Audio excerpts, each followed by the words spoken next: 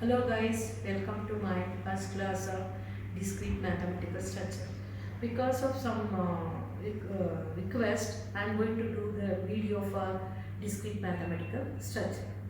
Now the question is arise, why you need to study for discrete mathematical structure, means DMS. Only that having this subject, actually this is not a mathematical subject. The code of this subject actually right now in the underneath 18 CS 36. Okay. Why you actually only this subject is required, only they give much important for this in the branch computer science and also IS students. Computer science and IS students. The question is arise, why you need to study for discrete mathematical structure for computer science students and information science and engineering students. The thing is, actually computer science and ISC students both are they doing in the core subject. They have some what about that theoretical subject. They most of the cases they are going to write a program. You must be very good in writing a program, means writing a code, then easy to survive here in computer science, engineering and also information science and engineering. You have a hard disk part also, but rarely you know that RAM, everything. But most of the cases you are writing a program. If you want to write a program, it's not possible to write a program directly. For example, if you have some statement, if you have some statement, and before I am going to start, I am explaining why you need to study for discrete mathematical structure. They given some theoretical statement here. They have some statement. This statement, I want to take a decision based on this statement. Sometimes I am going to take a decision whether the statement or argument is valid or invalid. Some of the cases, using this statement, I find out the solution. What they given the problem in the form of theoretical form. I want to find out solution of that problem, or I want to decide that statement is true or false, or valid or invalid. In such situation, for theoretical, we can't judge confidently 100% or 89%, 95%, this is the answer. Once you convert in the form of our convenient form is mathematical expression form, then easy to easy to say that after the simplification whether this argument is valid or what is the solution of this statement. Because of that, we have to need to study for discrete mathematical structure. Now you have a statement, no? The statement is, see, we are telling that is possible without conversion of that. No, the simple statement is possible. I can take a decision whether the given statement is valid or invalid. Or from the theoretical statement, we are going to give a solution is correct like that. But whenever having a used statement, then it's not easy to take a decision. In such cases, better to convert in the form of mathematical notations. Then once you convert mathematical expression or notation, then we are easy to take a decision by applying some rules and laws like that. Okay. Not only that, suppose you want to write a code. This is the one part I am telling that. Another part is they given one statement problem for you. They have a statement. You want to write a program. Before going to write a program, you are writing an algorithm. Take any language. If you want to write an algorithm, or if you want to write a code, once you write the algorithm, based on that you are writing a code for C or C++ or Java or Python, etc. Better and to convert the theoretical statement form in the mathematical expression. Then easy to apply the condition, for loop, while loop, if and else, these are if and while loop. These are the loop easy to apply confidently for the corresponding problem. Whenever you want to convert the statement in the form of mathematical expression, again we are going to use discrete mathematical structure. Then not only this case, the next is they given the statement. Again I want to write a code.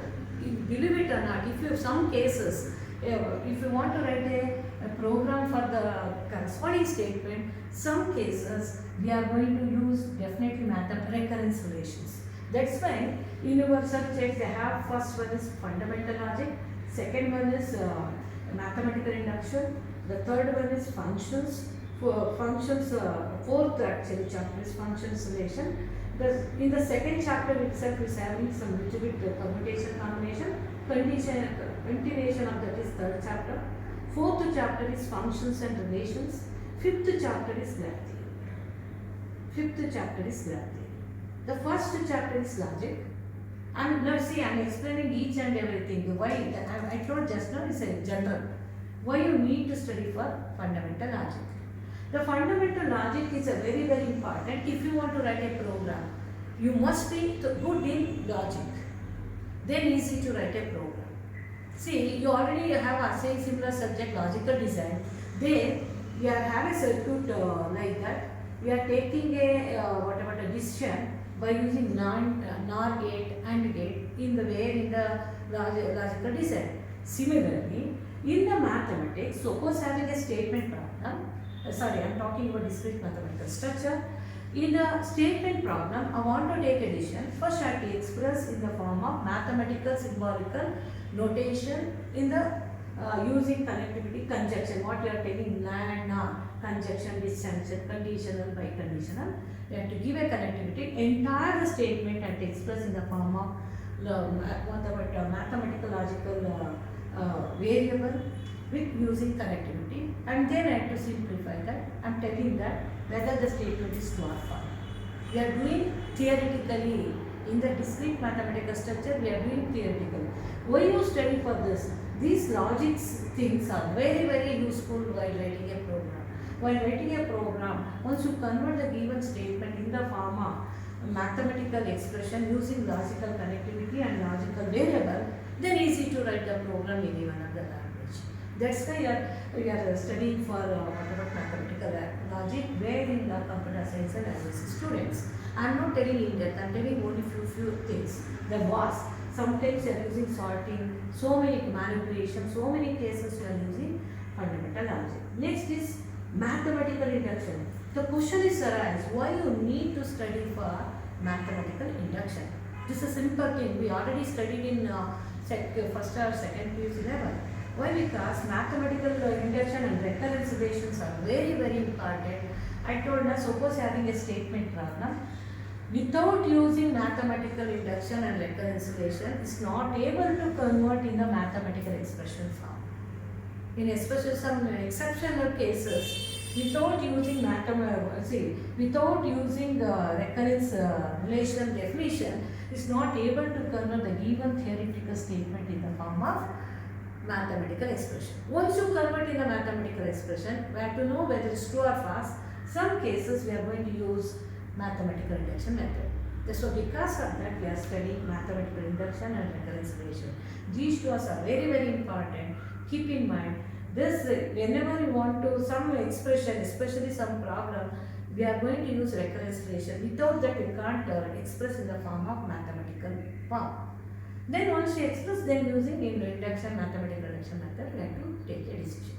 That's why we are studying for mathematical induction and recurrence relation. Next, in that there itself we have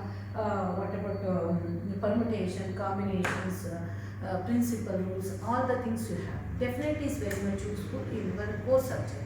Why? Because this whenever having the ambiguity means these things what you told logic and then in all the cases the problem is defined in correct manner, structural manner. Whenever the problem is not defined in structural manner, we can't take a decision, we can't say that decision 100%. That is called ambiguity. In such cases, we are going to use permutation, combination, multiplication rule, addition rule. So these things we are going to use to take a decision. That is, we can't say that 100% is accuracy, maybe 90-95%. How much accuracy required, based on that we are going to use. That's why we are going to study for permutation, combination, addition, principal rule, multiplication rule, etc. The next is relations and functions. Yeah, some of the problems, especially, see, all the problems, the statement problem is not possible. I could convert to use using logic and recurrence relation and mathematical induction. Some cases, we are not possible to convert in these two forms. Some cases we are going to use relation functions.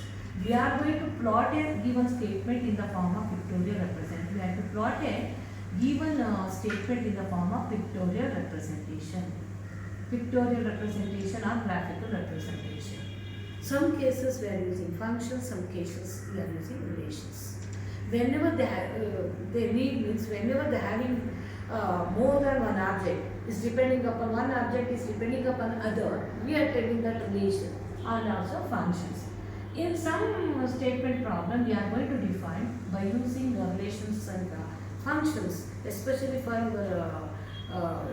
database management and so many cases we are going to use relations functions. Because of that, we are studying relations function in discrete mathematical structure. The next and last is graph theory. Graph theory is very much useful whenever you represent the given statement in the form of network. Whenever you represent the given data, given statement, theoretical statement in the form of network, if you want to take a decision compared to other things, graph theory is more advantage, more reliable to give a decision. Suppose you represent the given statement in the form of graphical representation. In such cases, we are using graph theory, we are taking a decision. Thus, graph theory is one of the hard pillar of our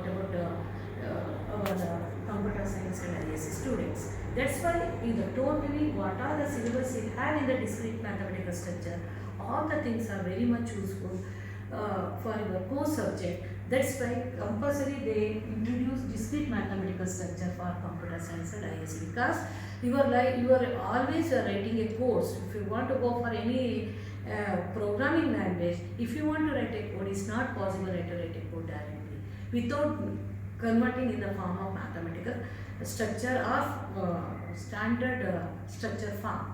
If you want to convert, either you have to use logic, either you have to use mathematical induction and recurrence relation. Next is whatever permutation combinations for principal rules, and also for relations functions, and also we are using graph theory. Now I am not explaining in depth. If you want anybody you need to know in depth for why you need to study for discrete mathematical structure in computer science ISC, you please contact me through the mail. My email ID is Roopa Roopa KM10 at gmail.com.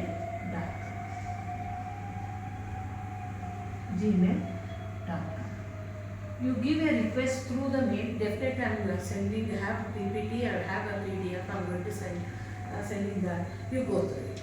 Thank you very much for listening for why you need to study for discrete mathematical structure, what's application, especially for computer science and ISC students. I am not telling that it's not useful for but other branch students, they are not always they are not going to write a code. You must be strong with logic, then relation function, then easy to write a program for any language.